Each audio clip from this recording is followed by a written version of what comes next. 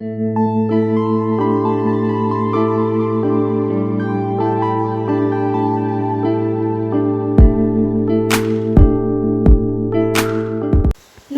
বন্ধুরা, দ্য ঢালিস কিচেনে আপনাদের স্বাগতম। আজকে আমি রান্না করব নিরামিষ সোয়াবিন। আর উপকরণ হিসাবে আমি এখানে নিয়েছি সোয়াবিনটাকে আমি 1 ঘন্টা আগে ভিজিয়ে রেখেছি জলের মধ্যে, এখনও ভেজানোই আছে। আলুগুলোকে এইভাবে ডুমডুম করে কেটে নিয়েছি, এগুলোও জলে রেখে দিয়েছি, কারণ বেশিক্ষণ আলু যদি বাইরে থাকে এগুলো কালার চেঞ্জ হয়ে যাবে। আচ্ছা, এখানে আদা বাটা, জিরে বাটা, কাঁচা লঙ্কা বাটা, ধনের গুঁড়ো, লবণ, হলুদ, গরম মশলা, ঘি, একটা টমেটো কেটে টুকরো টুকরো করে নিয়েছি। আর ফোড়নের জন্য এখানে আমি রেখেছি গোটা জিরে আর 2টো শুকনো লঙ্কা। কড়াইটা গরম হয়ে গেছে, এবার আমি এর মধ্যে সর্ষের তেল দিয়ে দেবো আলু আর সোয়াবিনটা ভাজার জন্য। তেলটা গরম হয়ে গেছে, তেলটা একটু ভালো করে নাড়িয়ে দেবো। এবার আমি এর মধ্যে সোয়াবিনটা দিয়ে ভেজে নেব। সোয়াবিনটা জলে ভেজানো আছে, এটা কীরকম চিপে চিপে নেব।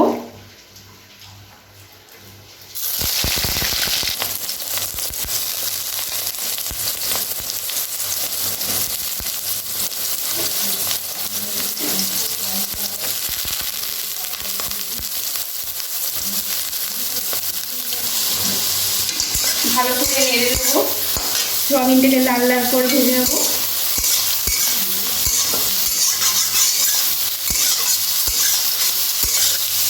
অল্প একটু লবণ দেবো।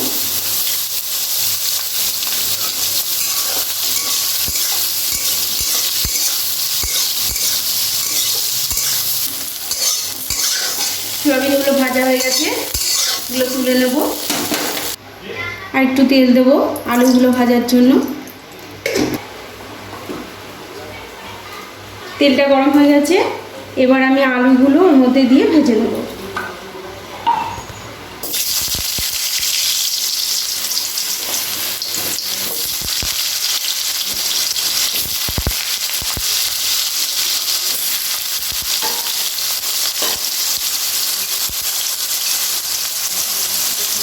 একটু লবণ দিয়ে দেবো।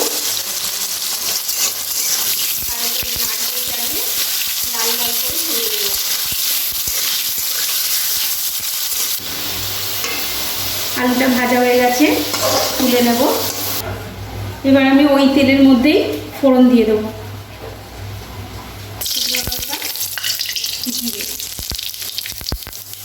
ফোড়নটা হয়ে গেছে, এবার আমি একে একে বাটা মশলাগুলো দিয়ে দেবো।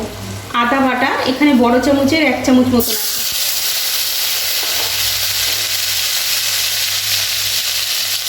জিরে বাটা এটাও তাই, বড় চামচের 1 চামচ মতন আছে।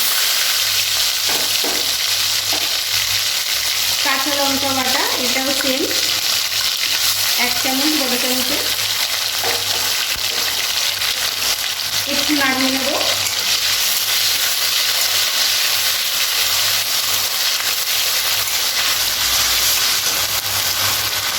এটা একটু নাড়ানোর পরে এবার আমি গুঁড়ো মশলাগুলো দিয়ে দেবো। ধনের গুঁড়ো, হলুদ,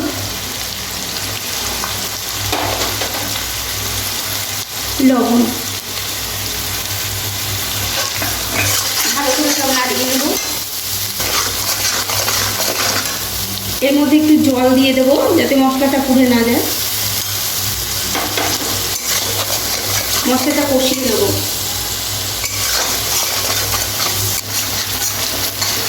মশলাটা দিকে কষছে, এর মধ্যে এবার আমি টমেটো কুচিগুলো দিয়ে তারপরে আবার কষাবো।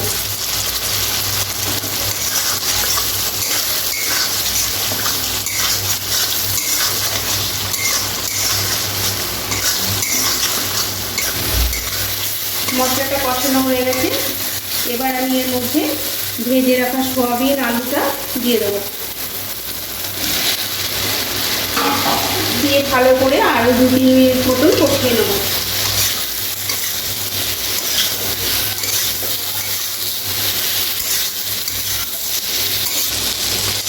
2-3 মিনিট মতন কষিয়ে নিয়েছি। এবার আমি এর মধ্যে জল দিয়ে দেবো।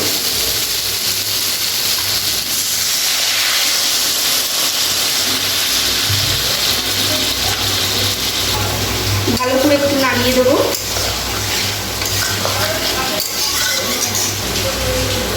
পাঁচ মিনিটের জন্য এবার ঢেকে দেবো। 5 মিনিট হয়ে গেছে, ঢাকনাটা খুলে নেব। একটু নাড়িয়ে দেবো, প্রায় হয়ে এসেছে।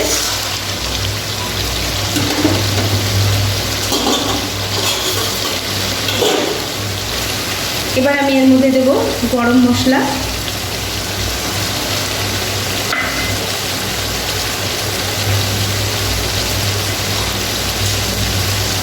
ঘি,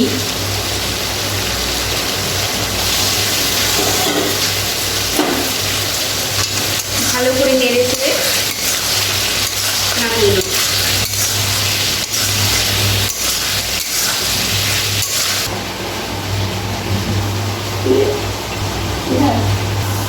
নিরামিষ সোয়াবিন আমার তৈরি হয়ে গেছে। এবার এটা ভাতের সাথে পরিবেশন করা যায়। ধন্যবাদ বন্ধুরা। আমার এই রেসিপিটি যদি আপনাদের ভালো লেগে থাকে তবে আমার চ্যানেলটিকে অবশ্যই সাবস্ক্রাইব করবেন, একটা লাইক করবেন, কমেন্ট করবেন, শেয়ার করবেন।